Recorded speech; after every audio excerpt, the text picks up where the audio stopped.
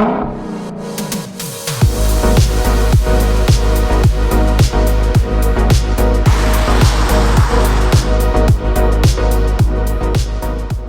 Mazda 3 hatchback, this time with a turbo, 250 horsepower and 320 pound-feet of torque, which draws comparisons to things like GTIs, Kona Ns, and so on. So let's see if the Mazda stands up to the company. Now, this thing is a little odd in terms of what and who it competes against. It's got more power than a GTI, but less than a Golf R, and it's the same story with the Civic Si and the Type R. And it's also a hatchback, so it's not like it really competes against an Elantra N or a GLI. But in truth, the Hyundai N cars are probably the closest things, at least in terms of power. But then again, this thing is packing 320 pound-feet of torque, and that's more than anything we just mentioned. So let's just go over what this car is to begin with, and then we'll talk about competition at the end.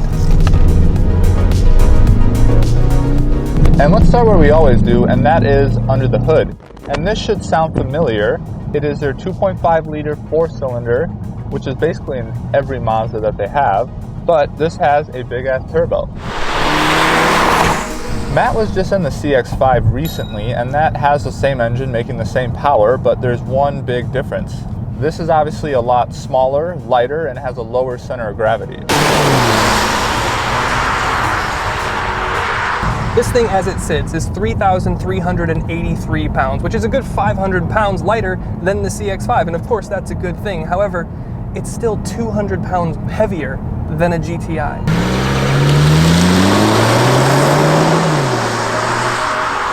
But it's got a lot more power than the GTI, and actually it's pretty close in terms of power and weight to the Kona N, and that's basically a long-winded way of saying that the power to weight is very good in this thing, and you can feel that behind the wheel. Power is one thing, but you have to be able to use it. And this thing has a 6-speed automatic transmission, and it definitely lacks some of the sophistication and drama that some of the other more performance-oriented cars have. It lacks some of the immediacy that you get with the Hyundai N cars and their DCT, and the VW cars and their DSG.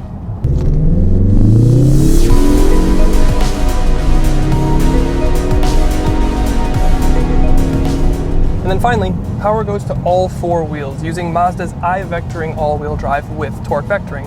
And the system seems to work really well. I never feel like I'm burning up an inside wheel, and it doesn't really seem to bog down in a corner. You will want to get on throttle a little bit earlier than you normally would, just because there is a bit of that turbo lag. However, there is another enthusiast type spec that you can get this Mazda 3 in. It would be a front wheel drive manual transmission, and that would save you a couple hundred pounds, almost 400 pounds. But you can't get that spec with the turbo. So personally, I like the power and the theater that you get with the wave of torque in here. Now, this thing I think does a pretty good job without being widely marketed as a hot hatch or a true enthusiast car. It's got good power, it's got good drama on power delivery, the suspension and the damping is really good to hold you up in a corner, and ultimately, it's fun behind the wheel. What more could you ask for?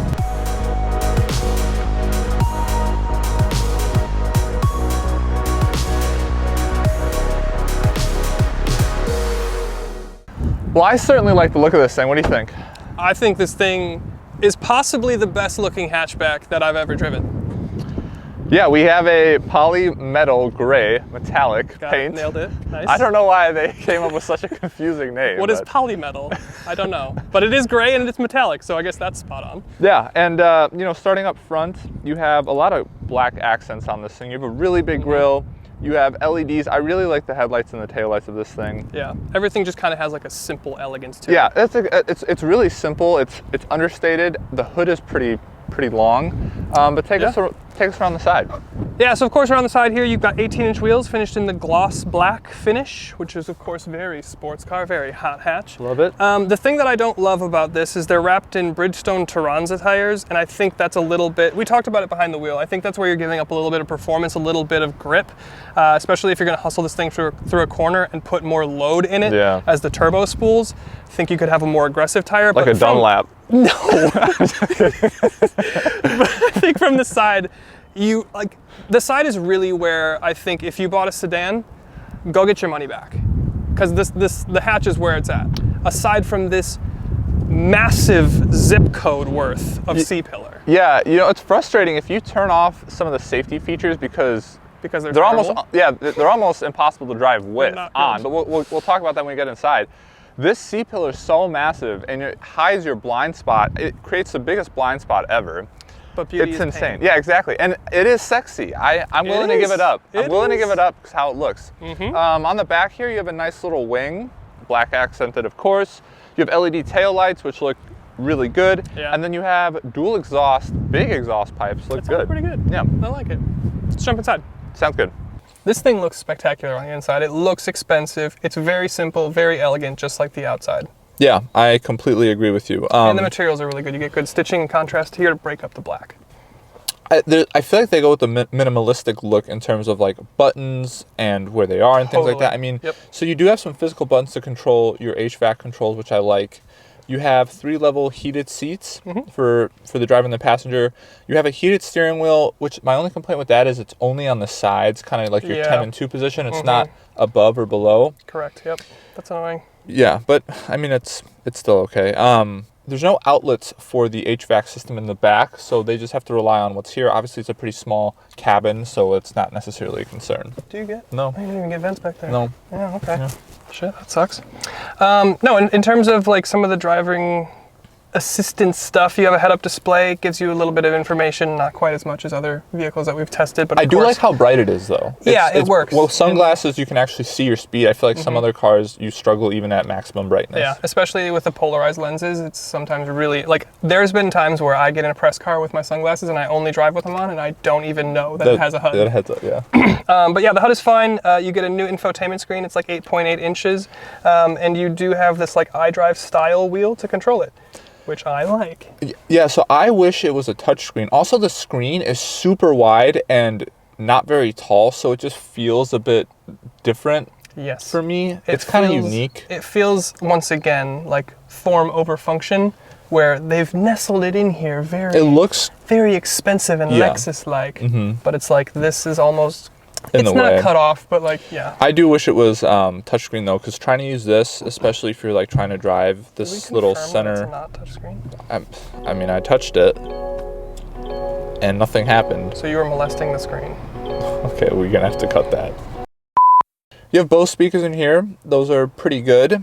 One thing that I was impressed about was the camera quality, really good. You have a 360 camera. Yeah, it's not Toyota in here. Yeah, no, I was just like, I was actually thinking like, how have they not at least just upgraded the cameras in the 4Runner? But anyway, I digress. Toyota is like one of the biggest manufacturers I think they might be the biggest manufacturer on the planet.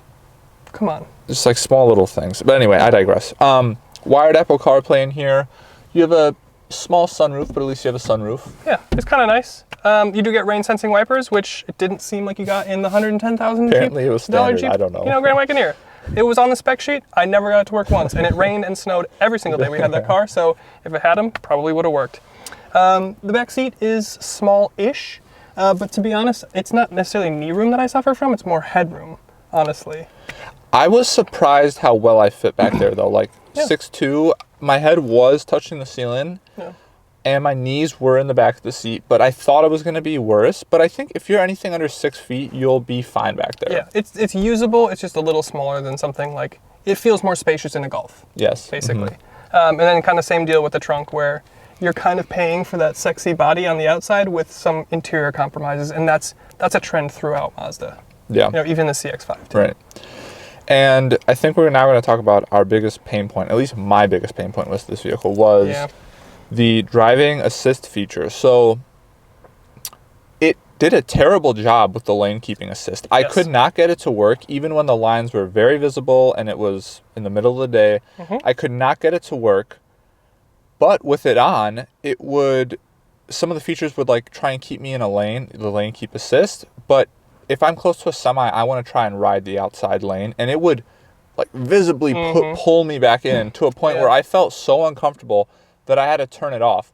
But now then what you lose is your blind spot monitoring systems. And with C-pillars this big, it's unsafe as well. So it's like, it's the point where the safety system that they include in this car actually makes the car unsafe. Yeah. Yeah, no, my experience was basically the same thing where like, it worked when I didn't want it to, and it didn't work when I did want it to. Yes. You know, and we have construction that we have to drive through in between both of our places. So we're constantly driving through that, which means that this thing is just spazzing out, not knowing what lane to follow. Yeah, so you have to turn it off, and then it wasn't very good. You're not confident with what's in your blind spot. Yes, yes. But at least this thing looks good. Yeah. So why don't we talk now about some of the competition? Yeah, so I guess, this is the Turbo All-Wheel Drive Premium Plus. It's the most expensive one. As delivered, spec, yep. I think it's just under $36,000. 250 horsepower, 320 pound-feet of torque. GTI. Yep, you can get a GTI for like $38,300 for the Autobahn trim, which is their highest. 241 horsepower, so a little bit less. 273 pound-feet of torque, which is significantly less than what you get in here. And then there's stuff like the Acura Integra. Yeah, a lot less power, but probably similar dollar figure. Yeah, and we don't know, obviously, for the Type S, if they're going to do like a Type R equivalent, but it's possible. And then there's the Kona N, which is about $35,000, 276 horsepower, 289 pound-feet of torque.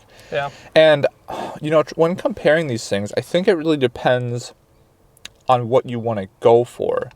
Because, for sure. Because as we said, like, this looks like a hot hatch, but it doesn't necessarily act as much as a hot hatch. Doesn't quite behave. And to me, I get a lot of that through the gearbox. Whereas in something like the Kona N, the gearbox is so much fun to use in that thing. You just bang off shifts. And on this thing, it's just like, it's just a transmission that's there.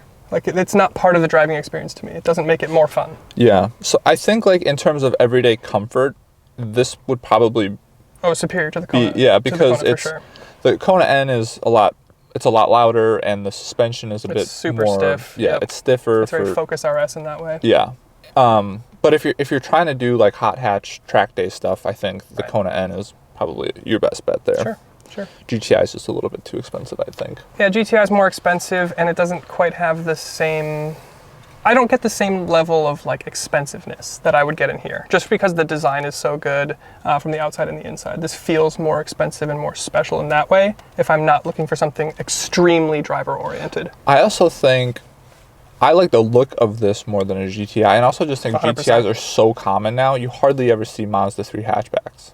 That's kind of true. Yeah. And they look... Agree. Absolutely. Final thoughts? Cool. Final thoughts.